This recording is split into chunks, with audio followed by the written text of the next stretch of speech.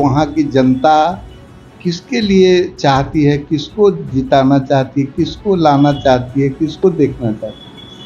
तो ये स्पष्ट है कि वैशाली के लोग चाहते हैं, चाहे कारण जो भी हो, कि सुरेश जी यहाँ से आए तो बहुत बेहतर होगा। हमारे अमित शाह जी 5 तारीख को मुजफ्फरपुर, आपको पता है, एयरपोर्ट पर 11 बजे आ रहे हैं।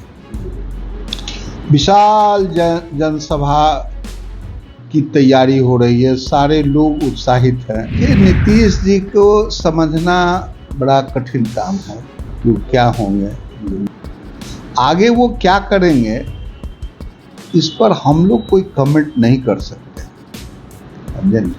लेकिन हमको जैसा लगता है कि सही समय पर सही निर्णय लेने में नीतीश जी माहिर व्यक्ति। विश्व के स्तर पर जो इनकी राजनीति है वह तो इनको विश्व गुरु का दर्जा दे रहा है। लोग कह रहा है कि उन्हें वही निगोशिएट करेंगे, वही पंचायती करेंगे। तो भारतवर्ष के लोग,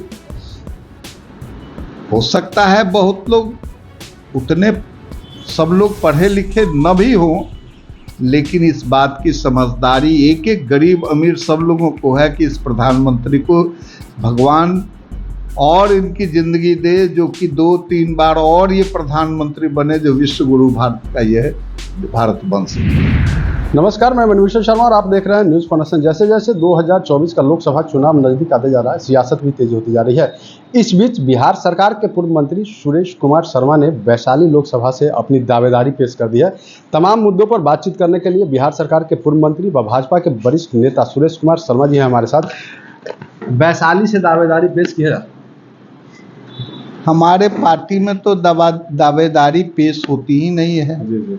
और दावेदारी हमने पेश नहीं किया है, इसलिए कि पार्टी विचार करती है कि किसको देने से वहाँ की जनता किसके लिए चाहती है, किसको जिताना चाहती है, किसको लाना चाहती है, किसको देखना चाहती है। तो ये स्पष्ट है कि वैशाली के लोग चाहते हैं, चाहे कारण जो भी हो, कि सुरेश जी यहाँ से आए तो बहुत बेहतर होगा।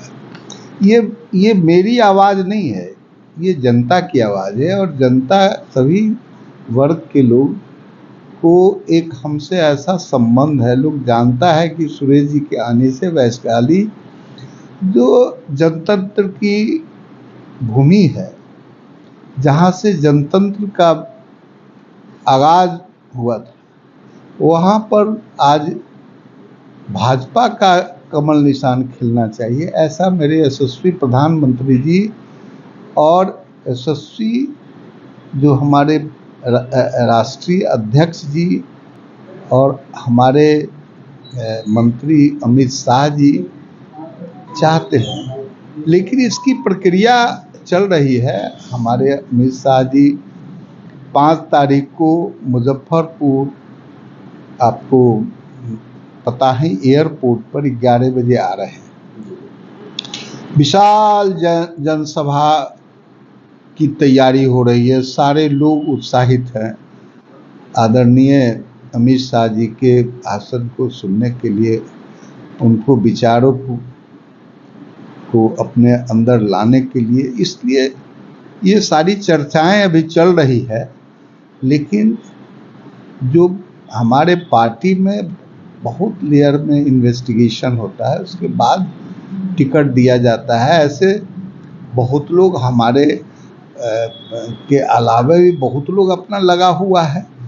और लेकिन राष्ट्रीय अध्यक्ष जी और उनके साथ जो कमेटी है वो विचार करके। जाति आधारित जनगणना का प्रकाशन हो गया है, कहाँ कुछ तक प्रभाव डाल पाएगा? इससे घाटा ही हुआ है उन लोगों को। सब जाति नाराज हो गया है। हमने जितना गड़बड़ किए हैं उससे सब लोग नाराज हैं। और इसका फायदा घुमा फिरा के उन्होंने एनडीए को दे दिया। तो अब क्या कहिएगा, एनडीए को इसका फायदा हो रहा है। जातीय क्या लगता है नीतीश कुमार इस बार पीएम मटेरियल होंगे? देखिए, नीतीश जी को समझना बड़ा कठिन काम है कि क्या होंगे। लेकिन नीतीश जी 17 साल, 17.5 साल से मुख्यमंत्री बने हुए हैं, ये बहुत बड़ी बात है। आगे वो क्या करेंगे इस पर हम लोग कोई कमेंट नहीं कर सकते, समझे नहीं? लेकिन हमको जैसा लगता है कि सही समय पर सही निर्णय लेने में नीतीश जी माहिर व्यक्ति हैं। वो अपना सही निर्णय लेंगे कि उनको आगे क्या करना चाहिए, क्या करेंगे। इस पर हम लोग जैसे कार्यकर्ता बहुत कमेंट नहीं करते। वैशाली के विकास के लिए क्या कुछ मुख्य एजेंडा रहेगा?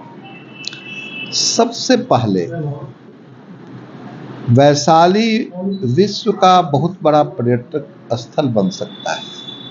वैशाली महावीर की जन्मस्थली है, बुद्ध की कर्मस्थली है। माँ सीता का जो स्वयंवर हुआ था उसमें राम लक्ष्मण आए थे, वो लोग भी वहाँ ठहरे थे, समझे ना? तो और जनतंत्र की भूमि है। इसको यह समझिए कि वैशाली राजा विशाल की नगरी, और वह आज उसका विकास नहीं हुआ है, यह इस क्षेत्र के लिए बहुत ही शर्म की बात लगती है हम लोगों को। इसलिए उसमें पर्यटक स्थल, वहाँ पर इंडस्ट्रियलाइजेशन, वहाँ पर सारा चीज़, हेलीपैड, सारे देश के लोगों का रहने का, आने का, जाने का, ये सारी व्यवस्था, मुजफ्फरपुर पताही एयरपोर्ट से उसको कनेक्ट करने की योजना, ये सब होनी चाहिए ताकि वैशाली एक विश्व स्तर का एक शहर बने, एक पर्यटन स्थल बने, जहाँ जैन धर्म के सारे लोग आवें, जहाँ बुद्ध को मानने वाले सारे लोग आवें, वहाँ बुद्ध की अस्थि कलश बैठने का पूरी अरेंजमेंट हो रहा है। जब ही वो आएगा तो समझिए कि बौद्धिस्ट लोग उतावले होकर के वहाँ आने के लिए बेचैन रहेंगे। तो आप सोच सकते हैं कि कितना बड़ा आर्थिक इसका अंदाज कोई नहीं कर सकता है। अभी हाल ही के दिनों में लगातार जो है पताही एयरपोर्ट को लेकर आरजेडी जो है आरोप लगा रही थी, लेकिन अब जो सुनने में आ रहा है वो ये है कि बिहार सरकार के द्वारा भूमि उपलब्ध नहीं कराई गई, जिस कारण जो अड़ंगा आ रहा है एयरपोर्ट बनने में। क्या कुछ देखिए, जो रीजनल एयर है उसमें वैशाली केंद्र सरकार ने पारित किया हुआ है, और उस एयरपोर्ट पर पहले भी छोटी जहाज उतरती थी 24 सीटर वाली। अब वह जहाज, अब 40 सीटर जहाज उतरने के लिए वह जगह पर उतारा जा सकता है, जिसकी प्रक्रियाधीन है, चल रही है। और उसमें बिहार सरकार को थोड़ी जमीन और रनवे के लिए लेने की आवश्यकता है। जो जमीन वहाँ मिल सकता है, 350 एकड़ जमीन वहाँ नहीं मिल सकता है, जिससे एयरपोर्ट नेशनल एयरपोर्ट बन जाए, ये संभव नहीं है। लेकिन रीजनल एयरपोर्ट 40 सीटर प्लेन वहाँ उतारी जा सकती है, जिसकी प्रक्रिया चल रही है। बिहार सरकार को दो व्यवस्था करना है। एक तो उसका सिक्योरिटी अरेंजमेंट जो बिहार सरकार के जिम्मे है, और दूसरा कुछ ज़मीन जो वहाँ मिल सकता है वह बिहार सरकार उस ज़मीन को एक्वायर करे। पैसा तो जिसको देना होता वही देगा। तो ये काम अगर हो जाता तो वहाँ पर एयरपोर्ट जो है सुगमता से छोटी जहाज चालू हो जाती, और उसकी प्रक्रिया चल रही है। अब बिहार सरकार को भी सोचना है, और भारत सरकार सिविल एविएशन भी सोच रहा है। जमीन बाकी सिविल एविएशन का 100 कुछ एकड़, उसमें 10, 15, 20 एकड़ जमीन और रनवे के लिए चाहिए, जिससे 40 सीटर प्लेन उतर जाएगा। तो इसकी प्रक्रियाधीन है, और जरूर इस बात की चर्चा केंद्र सरकार में चल रही है कि इसको कैसे जल्दी से जल्द स्टार्ट करें। 5 तारीख को अमित शाह आ रहे हैं, कितना फर्क पड़ेगा उनके आने से? देखिए, लोग तो भाजपा को वोट देने के लिए मन स्थिति पूरी बना चुका है। लेकिन उसको और एग्रेसिव हो, उसकी चर्चा और हो, लोग वोकल होकर के बोलें। इसके लिए अमित शाह जी आने के बाद में लोग वोकल होकर बोलना शुरू कर देगा, ऐसा मेरा विश्वास है। और अंदर अंदर तो सारी लोग तैयारी हो चुकी है कि भाई हम लोगों को यशस्वी प्रधानमंत्री ऐसा मिलेगा नहीं कभी जिसने देश को इस स्तर पर ला दिया। तो वो जो उनका जो विकास का जो सूत्र है, उस विकास के सूत्र में और एक से एक उन्होंने अपनी संस्कृति, अपना समाज, अपने लोगों को सुदृढ़ बनाने के लिए, भारत का सम्मान बढ़ाने के लिए, कृषि के क्षेत्र में, उद्योग के क्षेत्र में, सारे क्षेत्र में, आप डिफेंस के क्षेत्र में, कोई क्षेत्र नहीं है जिस क्षेत्र में इस प्रधानमंत्री का बोलबाला नहीं हो, प्रधानमंत्री किए नहीं हो। प्रधानमंत्री की सराहना आज पूरे विश्व का लोग कर रहा है और विश्व के स्तर पर जो इनकी राजनीति है वह तो इनको विश्व गुरु का दर्जा दे रहा है। लोग कह रहा है कि उन्हें वही निगोशिएट करेंगे, वही पंचायती करेंगे।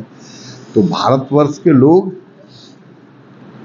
हो सकता है बहुत लोग, उतने सब लोग पढ़े लिखे न भी हों, लेकिन इस बात की समझदारी एक एक गरीब अमीर सब लोगों को है कि इस प्रधानमंत्री को भगवान और इनकी जिंदगी दे, जो कि 2-3 बार और ये प्रधानमंत्री बने, जो विश्व गुरु भारत का ये भारत बन सके।